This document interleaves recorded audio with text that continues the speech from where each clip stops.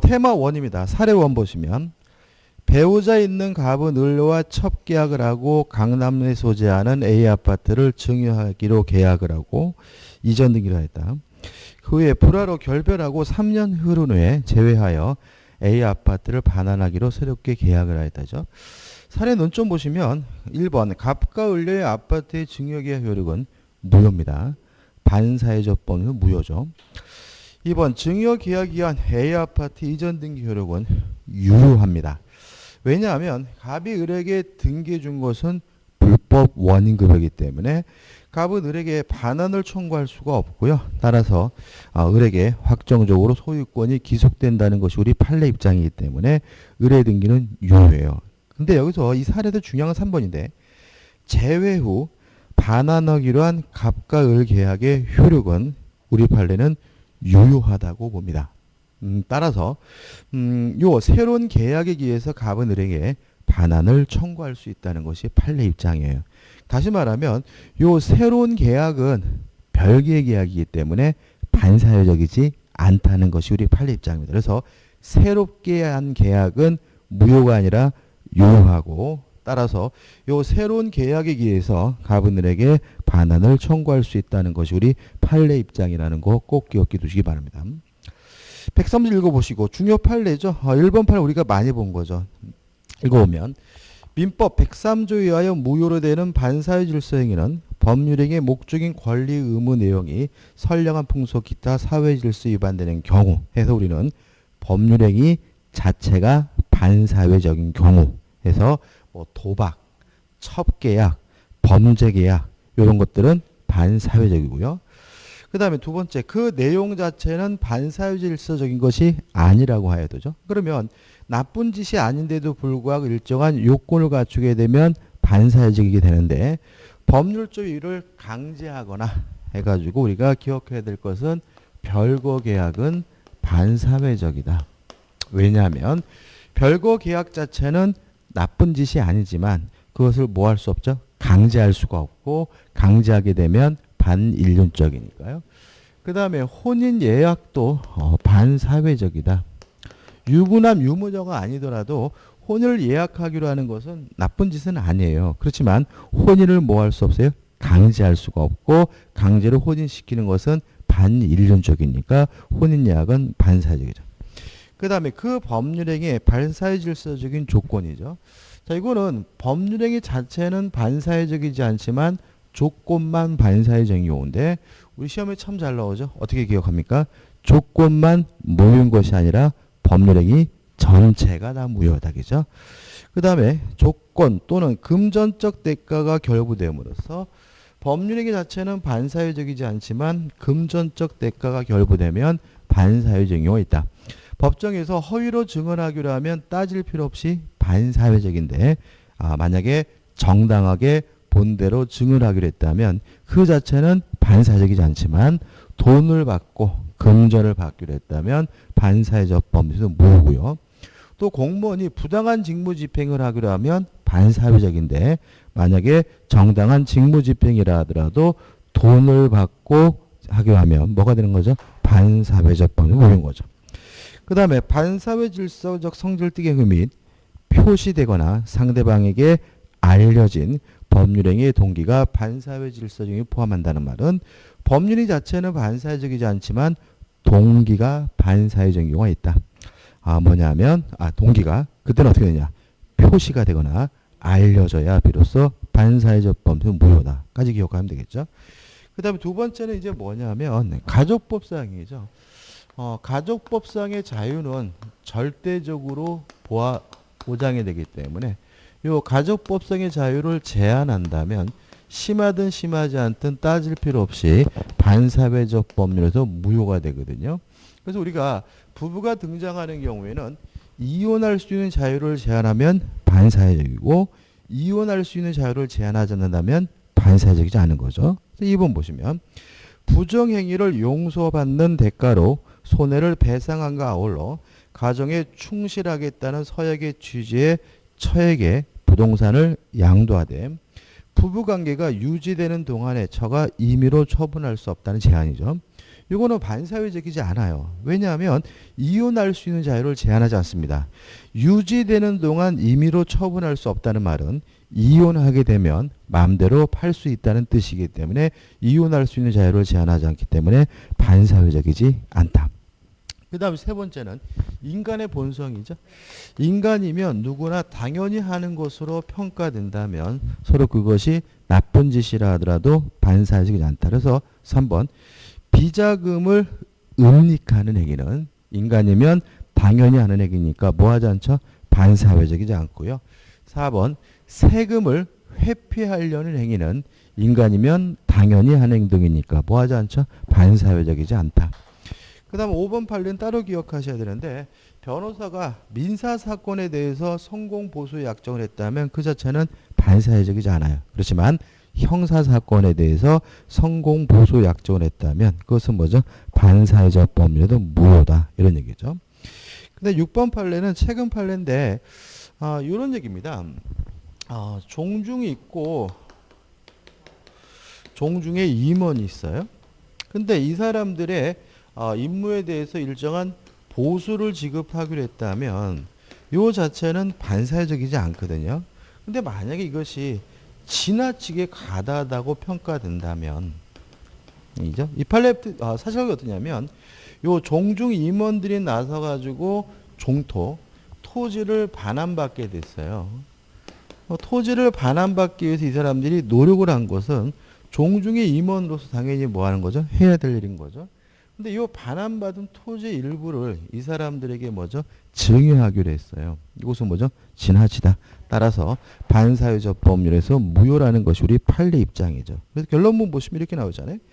합리적인 범위 내에서 보수를 지급한 외에 이를 벗어나 회복한 종중재산의 상당 부분을 병등에게 분배하는 위 증여 결의는 내용이 현저하게 불공정하거나 사회적 타당성에 결하여 무효이다라는 것이 우리 판례 입장인 거죠. 그 다음 7번 판례도 최근 판례인데 이게 뭐냐면 부양료죠. 그러니까 이혼하면서 부양료를 이걸 정기급이라 그럽니다. 그러니까 정기적으로 매달 얼마씩 받기로 했어요. 근데 만약에 약속한 날 안 하면 위반하면 한꺼번에 일시불로 지급하기로 약속했단 말이죠. 이것이 반사회적이냐? 여기에 문제가 되는데 이게 금액이 안 나오는데 한 3억 정도 됐던 것 같아요.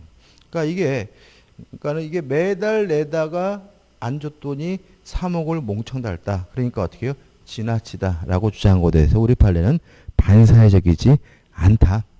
따라서 약속한 대로 일시불로 지급해야 된다라고 판시하고 있으니까 6번과 7번 판례는 결론만 기억하시면 돼요. 결론만. 자, 대표 문제입니다. 다음은 103조 관련된 판례를 열거한 것이다. 틀린 곳을 모두 몇 개인가 한 건데 일단 답은요. 디귿, 리을, 비읍해서 3개인데 여기서 우리가 좀 비교해야 될 게 있어요. 기역 판례하고 디귿 판례하고 한번 좀 비교해 보자고. 기역 디귿이에요. 기역. 도지사에게 청탁하여 택시 운송 사업면허를 받아줄 것을 부탁하면서 청탁 교제 빚조로 금원을 교부함과 동시에 금원을 취득하지 못할 경우 금원을 반환하기로 해준 약정은 사회 질서에 반하는 법률에서 무효이다. 맞아요. 근데 여기서 키가 되는 것은 뭐냐면 동시에라는 말이에요. 동시에. 그 다음에 디귿번을 보시면 의사시험 합격을 위한 교재비 명목으로 금원을 교부하게 되었던 계약을 해소시키고 위 금원을 소비대차 목적으로 하는 새로운 계약을 체결하였다면 이거는 반사회적이지 않아요. 자, 아까 우리가 사례에서 첩격도 마찬가지입니다. 주고 동시에 돌려받기로 했다면 이거는 반사회적인 거예요. 근데 나중에 3년 후에 제외해서 새롭게 돌려받기로 하는 것은 뭐 하잖아요? 반사회적이지 않은 거죠. 그래서 기억처럼 반사회적 행위를 하면서 동시에 돌려받기로 하는 것은 뭐가 되는 거죠? 반사회적에서 무효니까 불법 원인급여란 이유로 뭐 받지 못해요? 돌려받지 못해요. 근데 디귿처럼 반사회적 행위를 하면서 새롭게 별도로 돌려받기로 계약을 했다면 그것은 뭐 하잖아요? 반사회적이지 않다. 이렇게 되는 거예요. 구별할 수 있죠. 그죠? 그래서 뭐 도지사 택시니 의사니 이런 게 나올 건 아니겠지만 새롭게 계약을 했다면 그 계약 자체는 뭐 하지 않습니까? 반사회적이지 않다는 거 기억해 두시면 되겠죠. 자, 니은번은 X죠. 왜냐하면 세금 회피는 반사회적이지 않으니까요. 그 다음 그죠? 니은번 맞네, 그죠?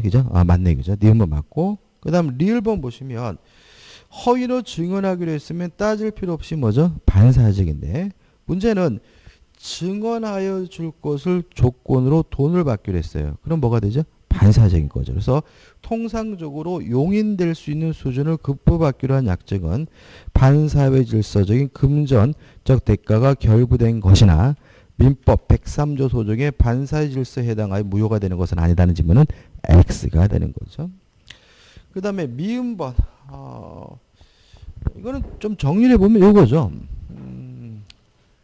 강박에 의해서 의사표시를 했어요. 첫째, 강박을 이유로 뭐 할 수 있습니까? 취소할 수는 있죠. 두 번째, 이것이 진위 아닌 의사표시, 비진위 표시냐? 아니다. 왜냐하면 진위 아닌 의사표시란 진정으로 마음속에서 바라는 바가 아니라 특정된 행위와 관련된 진위입니다. 강박을 이유로 취소했을지언정 진위 아닌 의사표시로 무효가 될 수는 없고요. 그 다음에 세 번째로 문제가 되는 것은 반사회적이냐에 대해서 아니다. 이 판례는 강박이 있다면 강박을 이유로 뭐 할 수 있어요? 취소할 수 있을지언정 그 자체가 뭐는 아니에요? 반사회적인 것은 아니란 얘기니까 맞는 지문이고요. 그 다음에 요게 이제 또 추가로 기억할 것은 뭐냐면 강박을 통해서 뭘 했냐면 증여를 했잖아요. 그래서 세 번째, 네 번째 불공정한 법률행위냐? 불공정할 수는 없다. 왜냐하면 증여와 같이 일방적으로 급부하는 행위에 대해서는 104조가 적용되지 않는다는 것이 우리 판례 입장이죠. 그래서 강박을 이유로 증여한 경우에는 네 가지 논점이 있는 거죠. 강박을 이유로 취소할 수 있을지언정 진위 아닌 의사표시도 아니고 반사회적 법률행위도 아니고 불공정한 법률행위도 아니라는 거 꼭 기억해 두셔야 돼요. 그 다음에 비읍번. 부정행위를 기억나시죠? 그죠? 이거는 이혼할 수 있는 자유를 제한하는 것이 아니기 때문에 반사회적이지 않으므로 비읍번은 뭐죠? X가 되고요. 시읍번은 뭐 반사회적인 거 없습니다. 이게 또 참 시험에 잘 나오는데 반사회적이지 않고 그 다음에 이응번인데 이응번은 뭐냐면 이거 가끔 시험에 나오는데 일종의 자살행위입니다. 그러니까 우리가 자살하기로 계약하는 것은 반사회적인 거죠. 그죠? 그죠? 예를 들어가지고 갑돌아 우리 오늘 12시에 만나가지고 함께 자살하자라고 계약했더라도 무효니까 그죠? 무효니까 약속한 대로 자살할 필요는 없는 거죠. 그죠? 따라서 자살 자체는 반사적인데 이거 이응번은 자살적입니다. 왜냐하면 사찰이 반드시 존재하려면 사찰 밑에 뭐가 있어야 돼요? 임야. 근데 임야를 스스로 뭐 하기로 했어요? 증여하기로 했다면 이 사찰이 존재할 수 없는 것이니까 일종의 뭐예요? 자살행위로서 반사회적 법률에서 무효라는 것이 우리 판례 입장입니다. 이형 사찰의 존립에 필요 불가결한 재산인 임야를 증여하는 행위는 무효다. 왜 무효죠? 반사회적 법률에서 무효가 되는 거죠. 그 다음에 이제 법률행 해석입니다. 해석 2인데 사례 2는 뭐냐면 이런 거죠.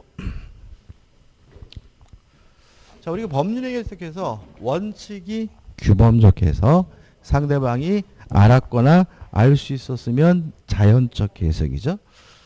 자, 이런 겁니다. 갑이 을에게 친구 을에게 5천만 원을 빌려줬어요. 근데 문제는 뭐냐면 갑이 사업에 을이 사업이 망해가지고 내가 당장 너에게 4천만 원을 줄 수 있지만 돈 다 받겠다고 하면 못 주겠다라고 하길래 갑이 을에게 좋다 내가 1천만 원을 면제 주겠다는 취지의 표시를 하게 돼요. 근데 이 사람은 속으로는 뭐 할 마음이 없죠? 면제 줄 마음이 없는데 일단은 4천만 원이나 받아주겠다는 의미에서 1천만 원에 대해서 면제 주기로 했어요. 이렇게 의사 표시가 불일치되면 법률행위 해석을 하게 되는데 원칙이 뭐죠? 규범적 해석이다. 따라서 원칙이 규범적 해석이기 때문에 원칙적으로 면제한 것이고 나중에 추가로 을은 갑에게 1,000만 원을 발달하고 요구할 수는 없다. 그래서 사람 논점 1에서 갑의 허락의 의미는 표시된 대로 뭐한 거죠? 면제한 것이다. 근데 문제는 예외적으로 무슨 해석을 하죠? 자연적 해석을 해요. 자연적 해석을 언제 하게 되냐면 상대방이 알았거나 또는 알 수가 있었으면 자연적 해석을 하고 만약에 을이 갑이 면제할 마음이 없다는 사실을 알았거나 알 수가 있었다면 요 속마음대로 뭐가 아닌 거죠? 면제한 것이 아니다. 이렇게 되는 거죠. 그래서 2번 만약 을이 갑의 내심의 의사를 알았다면 무슨 해석을 해야 되죠? 자연적 해석을 해야 되기 때문에 속마음대로 면제한 것이 아닌 것이 되겠죠. 자, 중요 판례입니다. 자, 1번 판례 보시면 자, 우리는 원칙이 규범적 해석이기 때문에 만약에 문제 지문에서 뭔 소리인지 모르겠다, 알 수 없다 그러면 규범적 해석 상대방 입장에서 해석하게 된다는 거 표시행위의 객관적 의무를 탐구하는 거죠. 1번 판례 보시면 의사표시 해석에 있어서 당사자의 진정한 의사를 알 수 없다면 법리 해석해야죠. 그래서 보시면 의사표시가 요소가 되는 것은 표시행위로 추단되는 효과의사로서 표시상의 효과의사이지 표의자가 가지고 있는 내심적 효과의사가 아니므로 당사자의 내심의 의사보다는 외부로 표시된 행위와의 추단된 의사를 가지고 해석함이 상당하다. 왜요? 규범적 해석이 원칙이니. 그래서 별말 없으면 이 상태에서 만약에 표의자의 내심적 효과의사 가지고 탐구한다 그러면 뭐가 되죠? X가 되는 거죠. 그 다음에 2번 판례도 참 잘 나오죠. 오표시 무형칙이죠. 자, 지금 A와 B가 토지에 대해서 매매 계약을 했는데 지금 이 사람들의 의사는 뭐냐면 갑토지고요. 계약서에는 뭐라고 썼냐면 을토지라고 썼거든요. 그럼 만약에 규범적 해석을 하게 되면 을토지에 대해서 계약이 성립되되 다만 착오를 이유로 취소할 수 있고요. 자연적 해석을 하게 되면 갑토지에 대해서 계약이 성립하되 착오를 이유로 뭐 할 수 없습니까? 취소할 수 없는 거죠. 왜냐하면 착오 문제는 무슨 해석을 해야지만요? 규범적 해석을 해야지만 발생해요. 그러면 규범적 해석이냐 자연적 해석이냐인데 자 2번을 보시면 이렇게 됐거든요. 부동산 매매 계약에 있어서 쌍방 당사자가 모두 특정의 갑토지를 계약의 목적물로 삼았죠. 그러면 쌍방 모두가 매매 대상이 갑토지임을 알았기 때문에 이것은 규범적 해석이 아니라 뭐예요? 자연적 해석이다 라는 거 아셔야 되고 그 다음에 그 목적물의 지번 등에 관하여 착오를 일으켜 착오라는 말이 나와 있더라도 착오를 이유로 뭐 할 수 없습니까? 취소할 수 없다. 왜냐하면 착오 문제는 규범적 해석을 해야지 발생하는데 요사는 자연적 해석이니까요. 그래서 보시면 계약서상 그 목적물을 갑토지와는 별개인 을토지로 표시하였다 하여도 갑토지에 관하여 이를 매매 목적으로 한다는 쌍방 당사자의 의사의 합치가 있는 이상 그러면 갑토지에 대해서 의사가 합치된다는 말은 결국은 무슨 해석이 자연적 해석이라는 것에서 위 매매계약은 갑토지에 관하여 성립한 것으로 보아야 할 것이고 을토지에 관하여 매매계약이 체결된 것으로 보아서는 안 될 것이며 만약 을토지에 관하여 위 매매계약을 원인으로 하여 매수인 명의로 소유권 이전 등기가 격려되었다면 이는 원인 없이 격려된 것으로서 무효인 거죠. 자, 대표 문제인데요. 법률의 해석과 관련해서 참 잘 만든 문제인 것 같아요. 갑은 을에게 X 토지를 제곱미터당 98만 원에 매도하려고 했어요. 적어 볼게요. 자, 지금 이 사람의 의사는 98만 원에 매도할 의사인 거죠. 잘못하여 청약서에 제곱미터당 89만 원에 기재했어요. 근데 표시는 제곱미터당 89만 원에 기재했어요.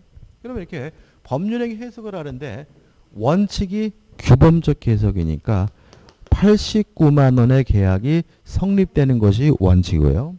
다만 착오를 이유로 뭐 할 수 있어요? 취소할 수 있는 거죠. 따라서 이 문제에서 뭘 할 수 있냐면은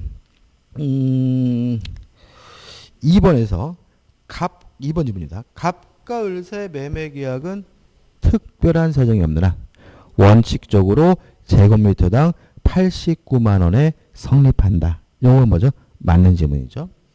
그 다음 만약에 상대방이 알았거나 알 수 있었다는 이유로 자연적 해석을 하게 되면 의사대로 98만 원의 계약이 성립되고요. 자연적 해석을 하게 되면 착오를 이유로 뭐 할 수 없어요? 취소할 수 없거든요. 따라서 4번이죠. 4번 질문. 만약 갑과 을이 제곱미터당 98만 원으로 합의했대요. 그럼 제곱미터당 98만 원에 합의했다면 자연적 해석이고요. 착오 문제가 발생할 수가 없기 때문에 제곱미터당 89만 원으로 기재되었다면 갑은 착오를 이유로 매매 계약을 취소할 수 없다는 지문으로 맞는 지문이죠. 그래서 3번 원칙이 규범적 해석, 4번 상대방이 알았거나 알 수 있었다는 사실로 자연적 해석을 하면 착오 문제가 발생할 수는 없다. 이게 법률 해석의 전부인 거죠. 그죠? 다시 문제로 갈게요. 그 후 X토지 시가가 제곱미터당 158만 원으로 폭등하자 갑이 병에게 X토지를 제곱미터당 158만을 매도하고 소유권을 이전해 주었다. 이제 문제가 이중매매로 바뀌었습니다. 자, 이중매매는 원칙적으로 유효하기 때문에 병은 선, 악, 불문하고 소유권을 갖습니다. 다만 병이 아는 것을 넘어서 적극 가담하게 되면 이제는 반사회적 법률에서 무효이기 때문에 병은 소유권을 갖지 못하고요. 만약에 반사회적 법률에서 무효라면 절대적 무효이고 제3자는 선이라 하더라도 뭐 받지 못하죠? 보호받지 못하는 거죠. 그럼 1번. 그럼 갑과 병사의 매매 계약을 사기를 이유로 취소할 수 없다. 맞습니다.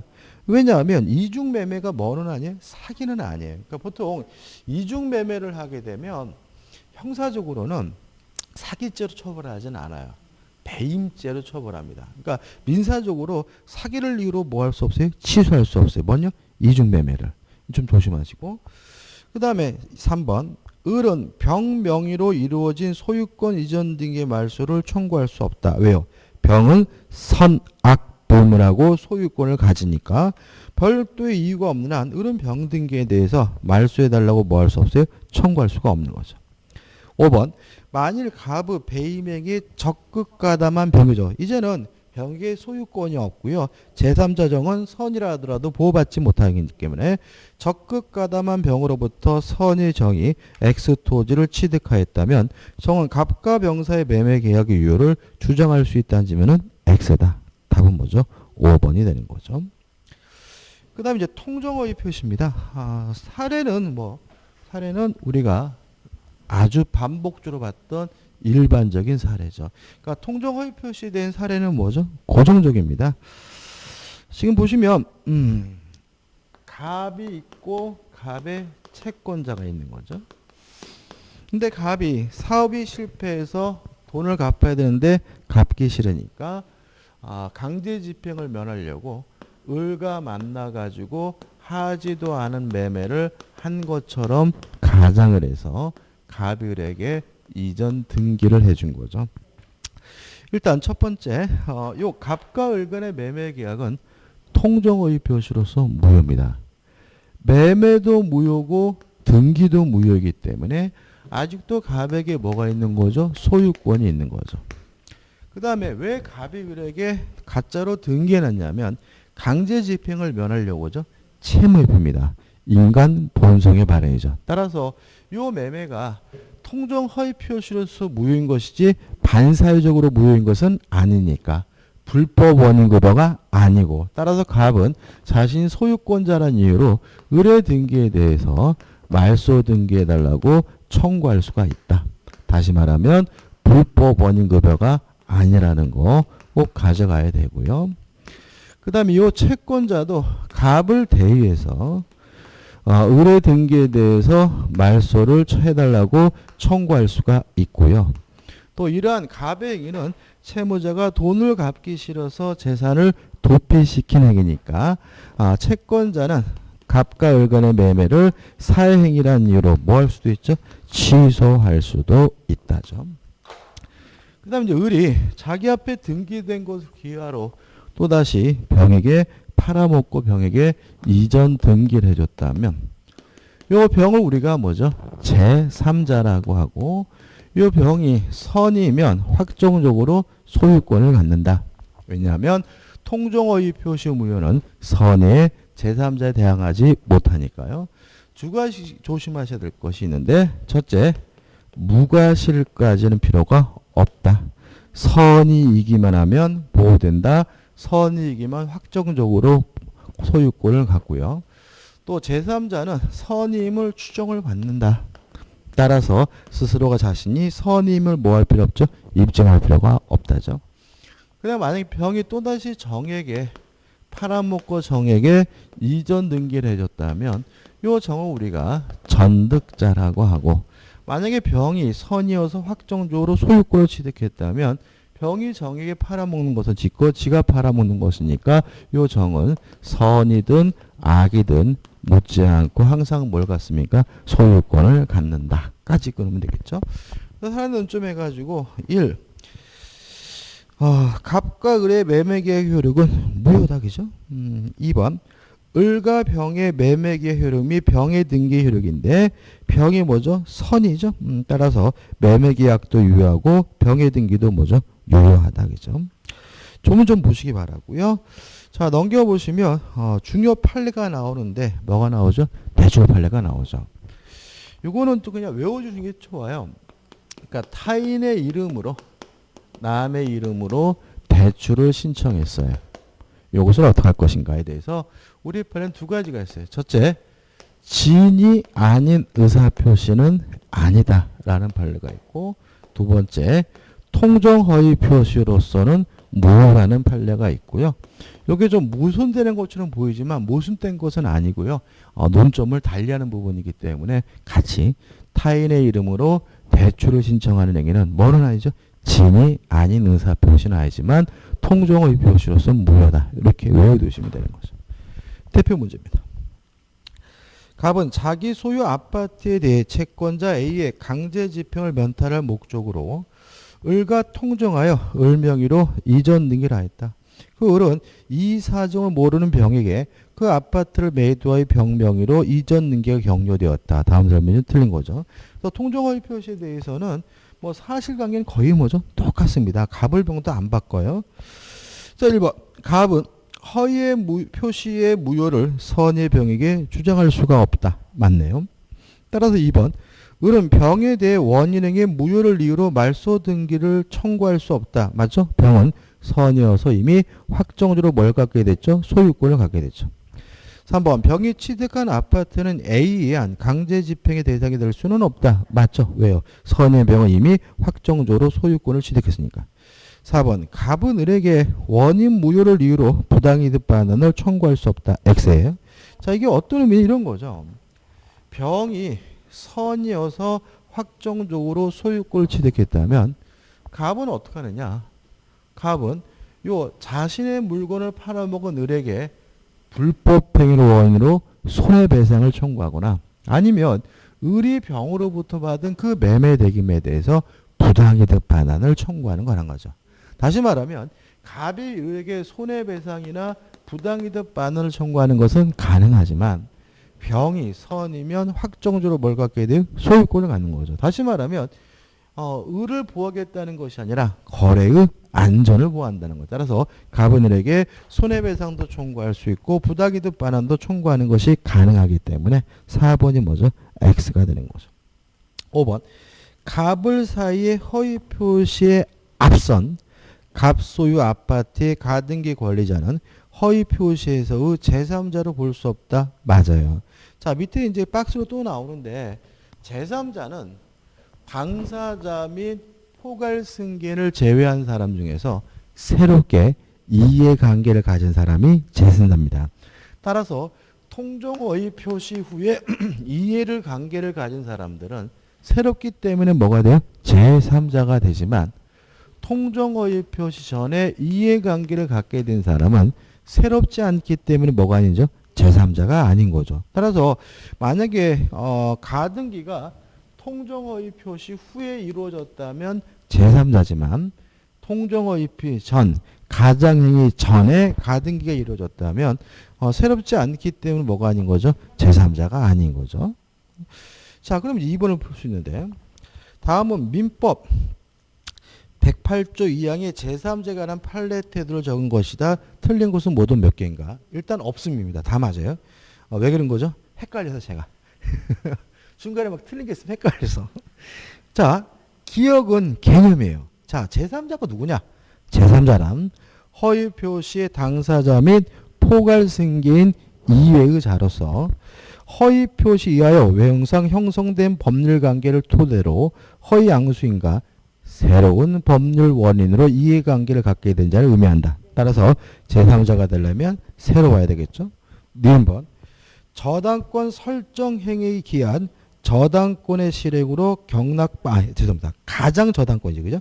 가장 저당권 설정에 기한 저당권 실행으로 경락을 받았다면 이 사람은 가장 저당권 설정 행위 후 통정허위 표시 후에 이해관계를 가진 사람이니까 뭐가 되죠? 제3자겠죠. 따라서 제3자에 해당한다. 맞는 지문이고요. 디귿번 허위 표시인 채권 양도 계약이 체결된 경우에 채무자는 제3자에 해당하지 아니한다. 자, 왜 그러냐면 채무자는 언제 돈을 빌렸냐면 채권 양도 전에 돈 빌렸겠죠. 그죠? 채권이 있어야 허위로 양도할 수 있잖아요. 그럼 결국 이 사람은 통정허위 표시 전에 이해관계를 가진 사람이니까 제3자가 아니고요. 1번 가장매매 매수인으로부터 소유권 이전 등기 충원권을 보존하기 위하여 가등기를 취득한 자는 제3자입니다. 왜냐하면 가장매매 후니까요. 그러면 이제 리을번인데 자, 요 시점에서 가장매매 통정허위 표시를 했어요. 그러면 가장매매 통정허위 표시 후에 가등기라는 사람은 뭐가 되죠? 제3자고 앞에 문제에서 통정허위 표시 전에 이해관계를 가진 사람 가등기라는 사람 뭐가 아닙니까? 제3자가 아닌 거잖아요. 근데 문제는 뭐냐면 요 가장매매 전에 가등기 설정 약정이 있었고요. 그 약정에 의해서 가장매매 후에 가등기를 했어요. 걸쳐 있는 거잖아요. 이 경우에 이 사람을 제3자로 볼 것이냐에 대해서 우리 판례는 제3자가 아닌 것으로 보고 있습니다. 왜냐하면 가장매매 전에 가등기 설정 약정을 했다면 새롭지 않기 때문에 뭐가 아니죠? 제3자가 아닌 거죠. 그래서 오히려 가장매매 후에 가등기라는 사람은 제3자지만 그 설정 약정을 가장매매 전에 했다면 제3자가 아니다라고 좀 기억해 두셔야 되겠죠. 그래서 미음 보시면 갑이 부동산 취득을 위하여 을로부터 금원을 차용하고 담보조로 당해 부동산의 을 앞으로 가등기를 격려하고로 약정한 다음이죠. 가등기 설정 약정은 그 약정 다음에 갑의 채권자를 위한 강제경 집행을 우려하여 병에게 가장양도한 후 을 앞으로 가등기에 기념됐어요. 그럼 이 사람은 가장양도 후에 가등기를 했지만 그 약정을 가장양도 전에 했기 때문에 새롭지 않기 때문에 제3자가 아니라는 것이 우리 판례 입장이니까 미음번은 맞는 것이고 조심하셔야 되겠죠.